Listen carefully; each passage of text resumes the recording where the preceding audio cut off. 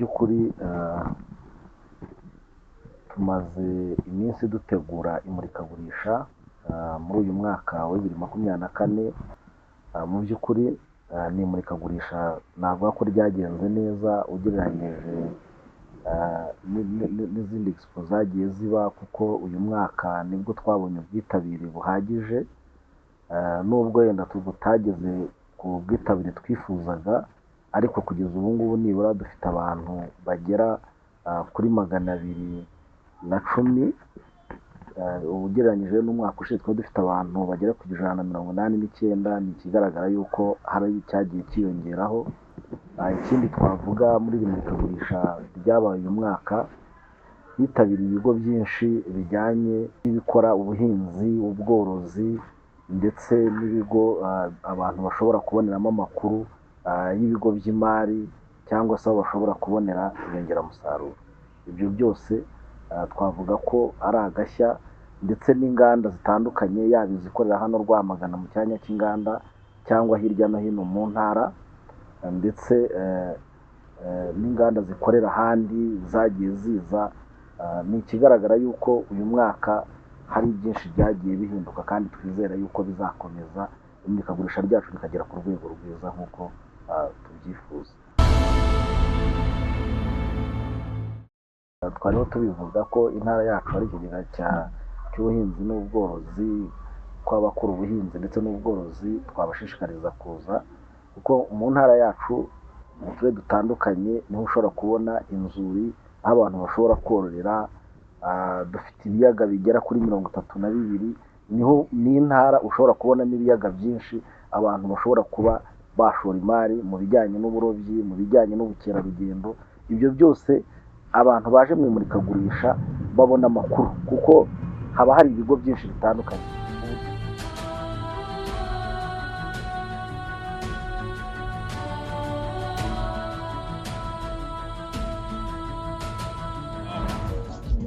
Gabiro Agribusiness Hub ni umushinga wa leta ufatanya na kampani yo muri Israel bita Netafim, kampani izwi cyane mu bijyanye no kuhira imyaka bakoresheje uburyo bw'udutiyo dutoya dutanga igitonyanga ku bihingwa, buzwi ku izina rya drip irrigation system mu ndimi z'amahanga. Ubu ngubu rero umushinga wa leta ugamije guteza imbere ubuhinzi n'ubworozi. Ni muri urwo rwego hatunganyijwe icyanya kinini kirimo ibikorwa remezo by'ubuhinzi n'ubworozi. Gahunda y'umushinga ni ugutunganya hegitari 16,000, ariko bigakorwa mu bice bibiri bitandukanye. Igice cya mbere cyari cyo gutunganya hegitari 5,600, ari nacyo turangije ubu ngubu.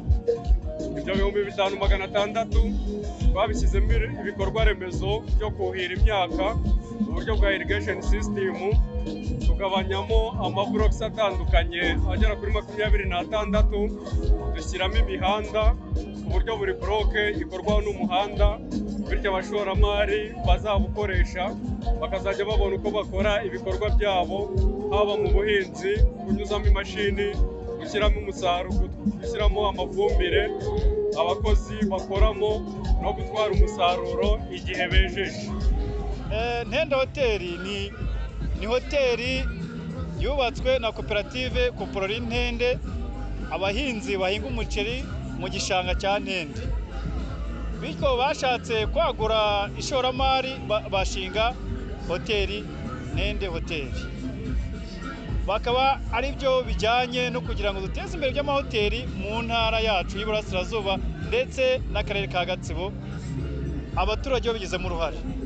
Koperative yacu yatangiye 2011, itangira ari amatsinda igizwe n'abanyamuryango 45, ariko uyu munsi igeze ku banyamuryango 163, aho abagore ari 157 n'abagabo 6. Turi abahinzi b'ikawa babigize umwuga. Uyu munsi twatangiye ikawa tuyihinga ku buryo buvangavanzemo iyindi myaka, ariko twagiriwe amahirwe yo kumenya abafatanyabikorwa baratumenya, batwigisha guhinga ikawa ku buryo bw'umwuga, aho uyu munsi ikawa yacu tuyihinga ku buryo bw'umwuga itavangavanze n'iyindi myaka. Muri stand y'uruganda rwitwa Agri Value Chain Limited, ni uruganda rukorera muri Rwamagana, ni uruganda rukora amavuta ndetse n'amasabune. Ni amavuta yo kurya, yo gutekesha ndetse n'amasabune wakoresha gufura ndetse no gusukura muri rusange mu rugo, ndetse amaresitora ndetse no hanze aho dufite amadepose mu gihugu. Ni amavuta bashima uburyo atunganyije ndetse n'uburyo ateka ibiryo.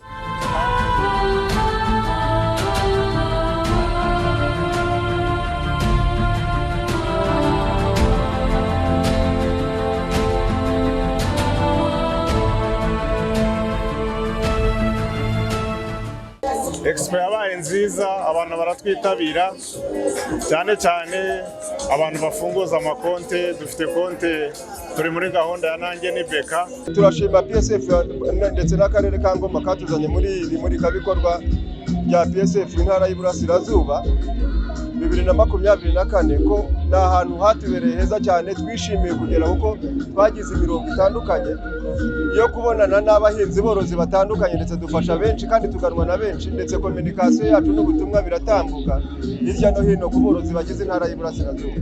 Bitewe nuko twari iyo za Mugesera, Nyange mu Ntunga tutamenyekana, ariko tugeze ku rwego rw'intara ibintu bijya hagaragara, ndetse ubona ari ibintu abantu bishimiye, ndetse aborozi bakaba barafashijwe baramenye uburyo bwo guhinga amoko y'ubwatsi atandukanye uko twabibasobanuriye. Bakaba banafite na gahunda ndende yo gushyira mu bikorwa. Hari n'abo turi gufasha mu mirima bagiye gutangira gutera, bari gutegura imirima hirya no hino. Uyu mwaka bitewe n'uko iminsi yabaye myinshi, twashe kubona abakiriya bahagije, kwagura n'amasoko.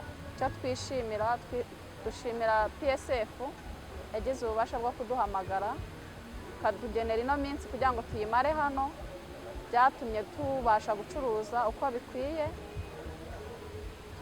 biradushimisha. Turashima rero buri wese wabigizemo uruhare kugira ngo imurikagurisha ryacu ribe, kandi tukaba tutabara no gushimira byimazeyo akarere ka Rwamagana katwemereye aho tuzubaka iri murikagurisha mu buryo buhoraho mu ntara yacu, ndetse bakaba barimo baratangiye gukora inyigo. Tukaba tunizera neza nk'uko dukomeza kuvugana n'ubuyobozi ku mwaka utaha hashobora kuzaba hari ibyakozwe, n'ubwo wenda tutahakorera, ariko nibura mu myaka 2 tukaba dufite ahantu heza tuzakorera imurikagurisha ryacu tutimuka, kandi bizadufasha kugira ngo nibura bwa bushobozi bwagendaga butakara bugire bwose bubumbire hamwe.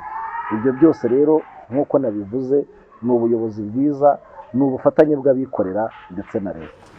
Nyakubahwa Perezida wa Repubulika Mukuru w'Igihugu akunda kubigarukaho atwibutsa ati uhinga mukwe ntasigana. Namwe rero mwagaragaje ko mwumvise iyo ntero, murahinga mukwanyu ayo musigana, murafatanya n'igihugu mukageramo n'inyungu, ariko mukanareba n'inyungu rusange z'igihugu. Ni byiza cyane.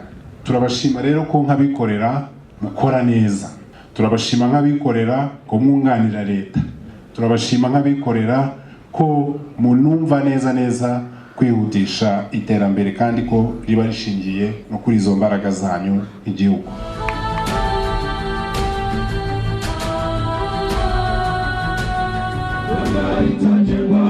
Sisi